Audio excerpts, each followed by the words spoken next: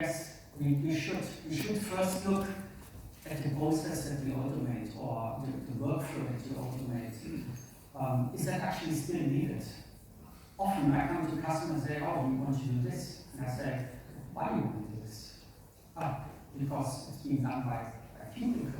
So, and then I ask, why is it actually done? Why do you do this process?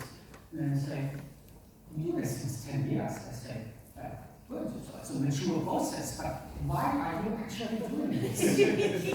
So, and then they say, I don't know. So I said, well, then maybe let's find out. Before we invest resources and money into automating, let's find out if it's actually still needed. That's my initial findings. I totally agree. I don't know if that answers the question totally, but yes, not everything that can be automated should be automated. First, you should ask the question, what's the value of doing this? What is the return on investment?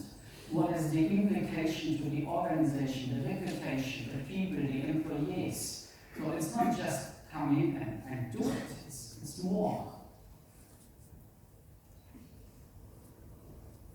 While I agree with all that, what we're often then automating is what would otherwise be either menial or waste. So in our industry in logistics, our estimates were that in manual systems, up to 30% of the time there are errors in moving information from one system or document to another. Eliminating that makes sense, and there is no loser in eliminating that. So, so the kind of automation that we're involved in makes sense a lot of the time. The drivers behind our automation are compelling and unstoppable. So doing it well and managing the transitions is our focus more than trying to slow it down. I'm not sure that slowing it down works, but I do think boundaries and transitions are important. It makes me think of the sexist world of the 1600s when Jane Austen wrote Pride and Prejudice, and old Mr. Bennet wished he had laid aside an annual sum because he had 5 daughters and his entire estate was going to be given away. So it's the idea of knowing that the transitions are there and we will face into them, and then investing for that in the same way that we invest in our supers, anticipating that we'll need it sometime. The gains, the massive gains from our automation also need to acknowledge the social transitions, and we need to think of ways of investing some portion of those gains in anticipation of the need to manage the transitions.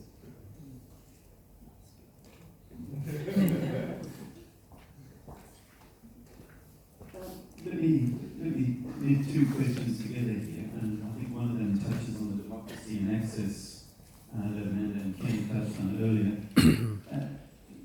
How does a robot work for every person? For every person work for developing countries. In other words, is there, I suppose, a cost question here?